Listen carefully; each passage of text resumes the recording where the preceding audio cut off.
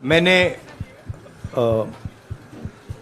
आप सब से काफ़ी बार बोला है कि हिंदुस्तान में लोकतंत्र पर आक्रमण हो रहा है और इसका हमको हर रोज़ नए नए उदाहरण मिल रहे हैं। सवाल मैंने एक ही पूछा था,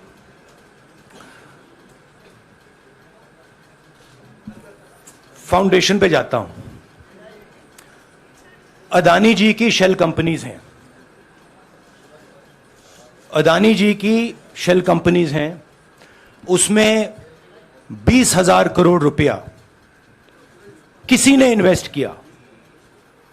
अदानी जी का पैसा नहीं है, अदानी जी का इंफ्रास्ट्रक्चर बिजनेस है, पैसा किसी और का है।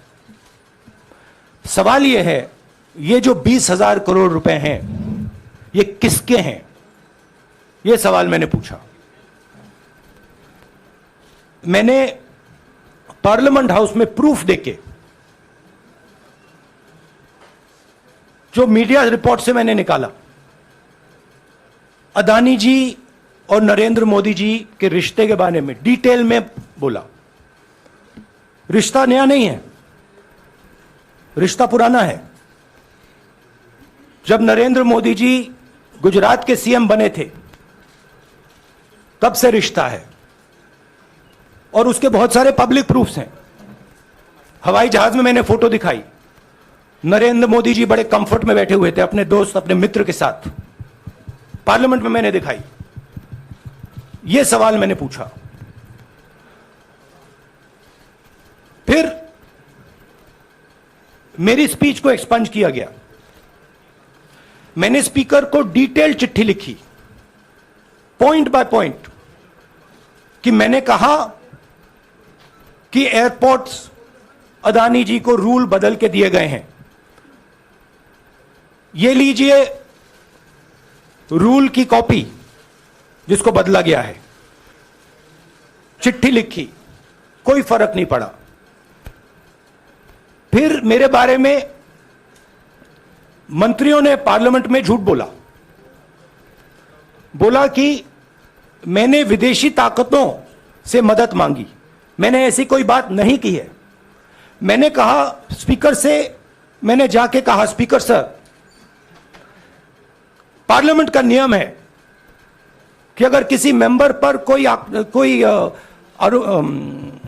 एक्यूजेशन लगाता है तो उस मेंबर को जवाब देने का हक होता है। मैंने एक चिट्ठी लिखी, उस चिट्ठी का जवाब नहीं आया। दूसरी चिट्ठी लिखी, उस चिट्ठी का जवाब नहीं आया। फिर मैं स्पीकर के चैम्बर में गया। मैंने स्पीकर सर से कहा, स्पीकर सर, यह कानून है, यह रूल है, इन्होंने झूठा आरोप लगाया है, मुझे आप बोलने क्यों नहीं दे रहे हैं? स्पीकर सर मुस्कुराते हैं, कहते मैं नहीं कर सकता। और फिर उसके बाद आपने सबने देखा क्या हुआ। सवाल पूछना मैं बंद नहीं करूंगा।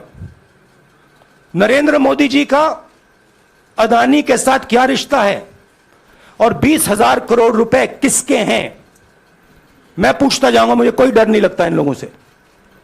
और अगर ये सोचें कि मुझे डिस्क्वालीफाई करके, धमका के, जेल में डाल के मुझे बंद कर सकते, नहीं, मेरी वो हिस्ट्री नहीं है। मैं हिंदुस्तान के लोकतंत्र के लिए लड़ रहा हूं और मैं हिंदुस्तान के लोकतंत्र के लिए लड़ता रहूंगा। किसी चीज से नहीं डरता हूं, यह सच्चाई है। अब आप सवाल पूछिए। एक एक करके प्लीज। हाँ मोहित, I'll say it in English also. Sorry. I'll say it in English also. The question begins few weeks back in Parliament, where I asked the Prime Minister a very specific set of questions. Question number 1, 20,000 crore rupees or $3 billion are in shell companies owned by Mr. Adani. Mr. Adani could not have generated this money. He's an infrastructure business. Where did this money come from? Whose money is it? That was the first question. Whose shell companies are there? These companies are working in the defense field. Why does nobody know whose money this is? There is a Chinese national involved in this. Why is nobody asking the question, who is this Chinese national? That was the first question. Second question was, set of questions with proof. What is the Prime Minister's relationship with Mr. Adani? I showed a picture of the Prime Minister and Mr. Adani's plane relaxing. I gave documentation about the defense industry, about the airports, about statements made in Sri Lanka, about statements made in Bangladesh, pictures of Mr. Narendra Modi sitting with the State Bank chairman in Australia. And I put this proof on the table. Immediately after that, the BJP started its work. My speech was expunged. I wrote a letter to the Speaker with a detailed explanation on the defense industry, on the airports, with press clippings, supporting documents, legal documents, and said, this is the supporting foundation of my speech. I have not made this speech, I have not invented this. This is detailed research, here it is. Nothing happened. Nothing was revoked. My speech today is not part of the record of Parliament. The same, by the way, was done with Mr. Kharge. After that, BJP ministers lied about me in Parliament. They made the statement to distract from the Adani issue. The whole game, disqualification, and all these statements are to distract from the central question, whose money is it? 20,000 crores, whose is it? Kiska hai ye? That's the main question. The whole thing is to distract. So, they said that I've asked foreign forces to help India. Most ridiculous statement. I have never made such a statement. You can look at all the conversations I had in the United Kingdom. Not one such statement was made. In fact, I said this is India's problem. India has to resolve this problem, right? A minister lies on the floor of the House. I wrote to the Speaker and I said, Speaker, sir, it is my right as a member of Parliament, when somebody makes an accusation, to state my position. Please let me state my position. The first letter is not answered. I then write a second letter with more details, saying the names and what was said. Still no answer. I then go to the Speaker's chamber and I say, Speaker, sir, what is going on? We live in a democracy. You are the defender of that democracy. Why are you not letting me make my statement? The Speaker smiles and says, I cannot do that. Come and have a cup of tea with me. Right? So this is the whole drama that is being orchestrated to defend the Prime Minister from the simple question, whose 20,000 crore rupees, whose $3 billion went to Mr. Adani shell companies? हाँ जी मोहित, एक minute, सबको मौका मिलेगा। राहुल जी, मोहित दुबे हूं मैं। मेरा सवाल ये है कि आप शहीदों, By the way, sorry, I just need to finish that. I left out a part. Look, I am here defending the democratic voice of the Indian people. I will continue to do that. I am not scared of these threats, of these disqualifications, of these allegations, of these prison sentences. I don't care. I'm not scared of them. Okay? These people don't understand me yet. I am not scared of them. They are used to everybody being scared of them. I am not scared of them. Right? And I will continue to ask the question, what is the Prime Minister's relationship with Mr. Adani? It is an old relationship. It is a relationship that began when he was Chief Minister of Gujarat. Mr. Adani constructed the idea of Resurgent Gujarat, organized all that. This is a partnership. It's a close partnership. I'm going to keep asking that question. Rahul ji, मैं मोहित दुबे हूं। मेरा सवाल यह है कि आप शहीदों के परिवार से आते हैं।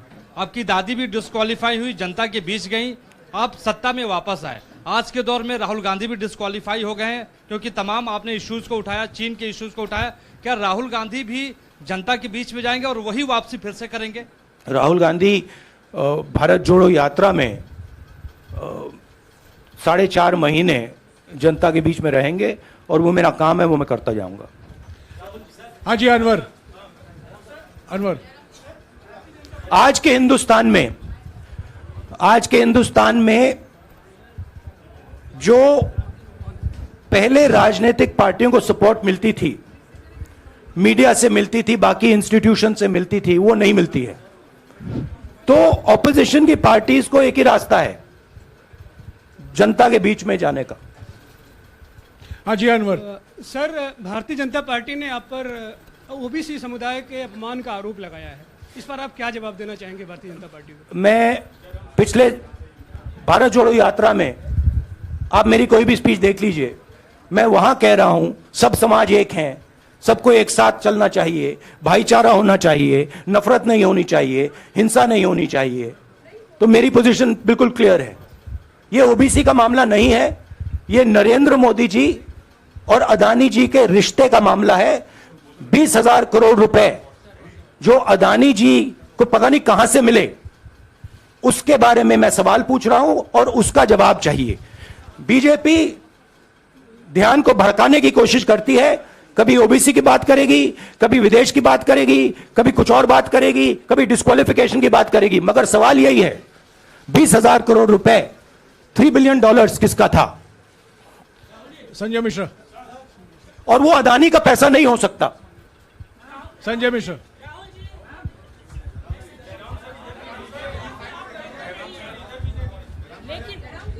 आपने कहा आप डरते नहीं हैं, लेकिन स्टेट के टारगेट पे हैं और स्टेट आपके खिलाफ है, पूरी स्टेट, पूरी मशीनरी आपके खिलाफ है। ऐसे में आपके सामने चैलेंजेस बहुत बड़ा है, तो रास्ता क्या है, रणनीति क्या है? देखिए भैया, चाहे स्टेट हो, चाहे कुछ भी हो, मैं सच्चाई को देखता हूं। मुझे और किसी चीज में इंटरेस्ट नहीं है, मैं सच्चाई बोलता हूं। राजनीति में ये फैशनेबल बात नहीं है, मगर ये बात मेरे खून में है, मैं और कोई रास्ता निकाल ही नहीं सकता हूं। तो मेरा काम यह है, यह मेरी तपस्या है, जीवन की तपस्या है, उसको मैं करता जाऊंगा। चाहे मुझे डिस्क्वालीफाई करें, मारे पीटे, जेल में डाले, मुझे कोई फर्क नहीं पड़ता, मुझे अपनी तपस्या करनी है। इस देश ने मुझे सब कुछ दिया है। शांत हो जाइए। इस देश ने मुझे सब कुछ दिया है, प्यार दिया है, इज्जत दी है, इसलिए मैं ये करता हूं। हाँ, Supriya. Sir, Rahul sir, BJP के जो लीडर्स आप पे अटैक कर रहे हैं उस पर आप क्या कहेंगे? और इसके अलावा वायनाड, वहां पर जब से खबर गई है, वहां पे लोग बहुत डिसबिलीफ में हैं, प्रोटेस्ट भी इरप्ट हो रहा है, आप अपनी कॉन्स्टिट्यूएंसी के लोगों को क्या कहना चाहेंगे?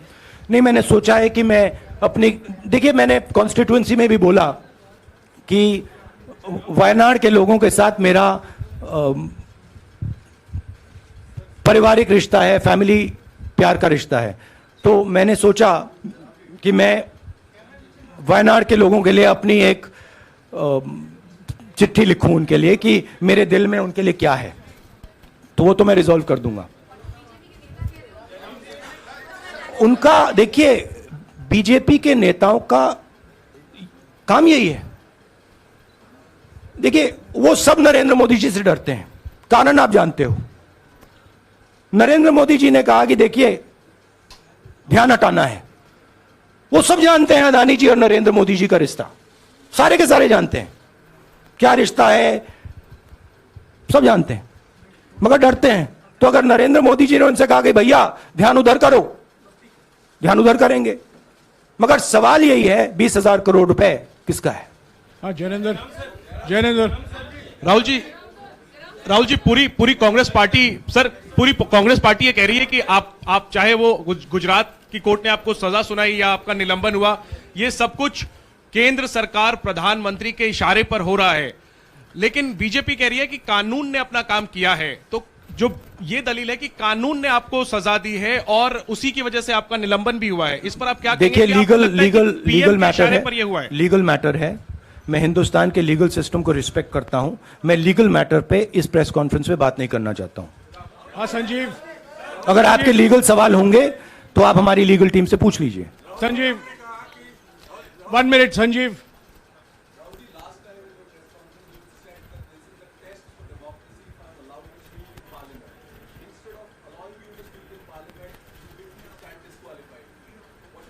No, look, please understand why I have been disqualified.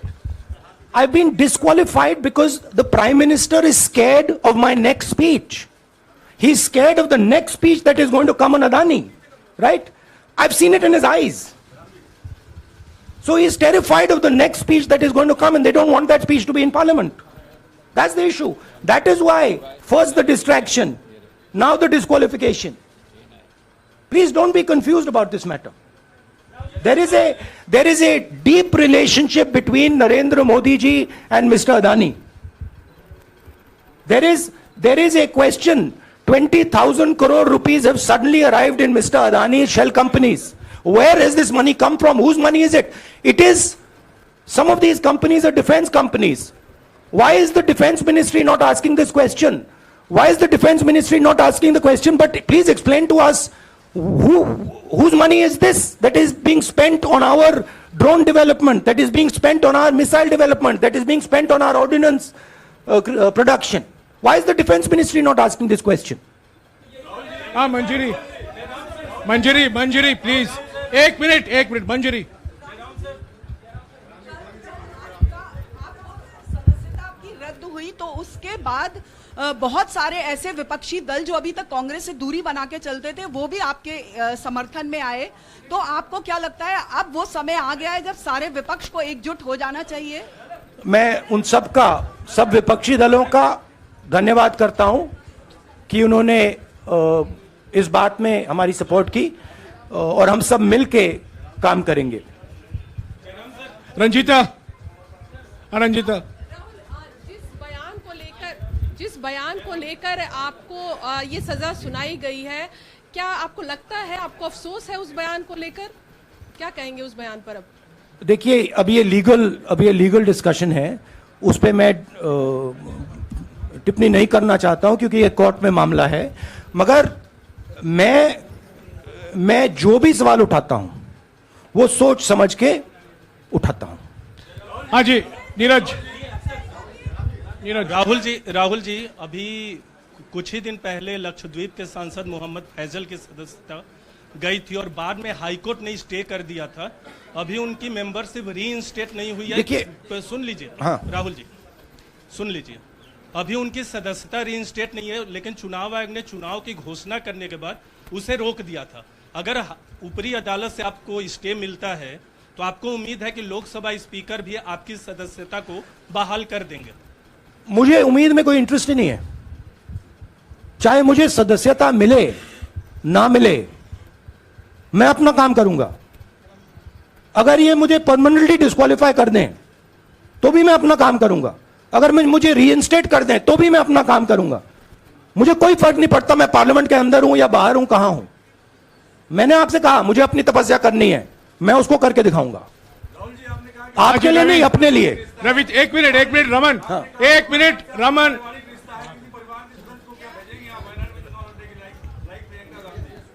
It is not up to me, it is up to Congress president कौन जाएंगे। राहुल जी मेरा सवाल,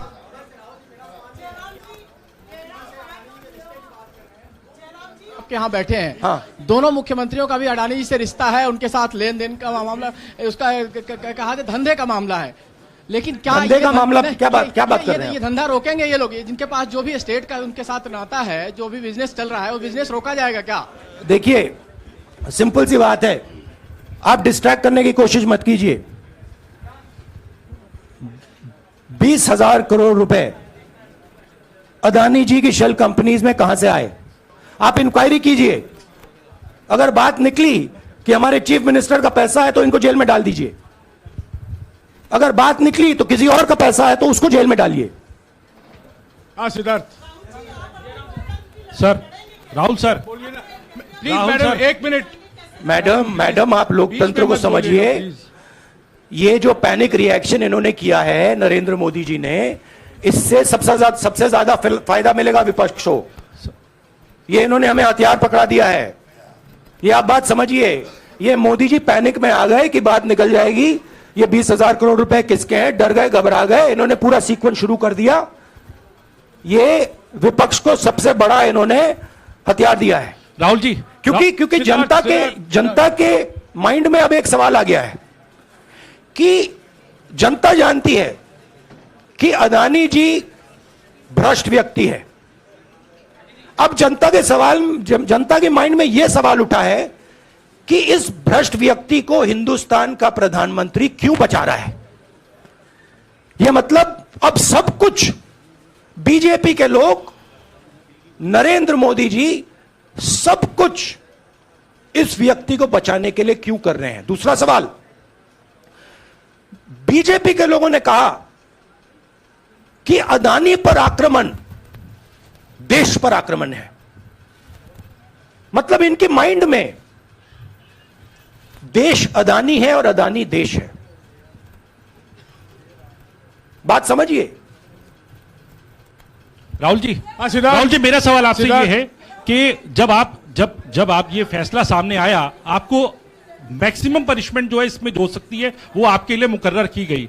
इस बीच कई लोगों ने ये भी कहा, आपके पार्टी के भी एक सांसद ने कहा कि कम से कम जज को ये देखना चाहिए था कि सामने जो शख्स है वो एक गांधी परिवार से आता है। इस पर आप क्या कहेंगे, और आपको लगता है मैक्सिमम पनिशमेंट जो है आपके केस में, मैक्सिमम पनिशमेंट आपके लिए मुकर्रर की गई, क्या आपको इसके पीछे क्या कहना है आपका? वही मैंने कहा, अगर डिस्ट्रैक्शन करना है, मैक्सिमम पनिशमेंट की तो जरूरत है। मिनिमम पनिशमेंट से बात थोड़ी बनेगी। मैं तो सोच रहा था भैया 5 साल होते, 7 साल होते, 10 साल होते, वो भी मिल जाता। मुझे क्या फर्क पड़ रहा है यार Rajdeep,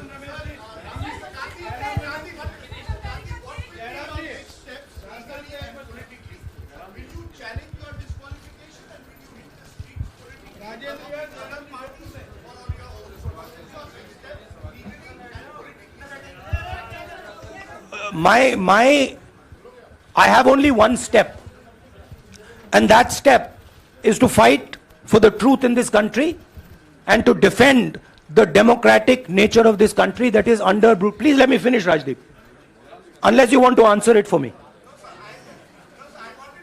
You do that also sometimes. Yeah. So my job, as I see it, is to defend the democratic nature of this country. And I will do whatever I have to do to defend the democratic nature of this country. What does that mean? That means defending the institutions of this country. That means defending the voice of the poor people of this country. That means telling the people of this country the truth about people like Mr. Adani, who are basically exploiting the relationship they have with the Prime Minister. Yeah, Pallavi, please 1 second. Let's go. Look, see, these are legal matters. It makes me no difference. I told them, it makes me no difference if I'm disqualified, not qualified, whatever. It makes me no difference. Disqualify me for life. Put me inside jail. I will keep going. I will not stop. Mr. Gandhi, Yeah, Mr. Pallavi. Gandhi, 2 things here. One, are you worried or apprehensive about the political relevance of, say, the opposition and the Congress Do I look party worried to post? you? One. Second, Do I look worried to you? I'm excited. I'm happy that these people have given me the best gift they could give me. And second, Mr. Gandhi, is that BJP's reaction since yesterday is that if you hadn't torn the ordinance then perhaps you wouldn't be facing the law today. Your response to that? My response to that is that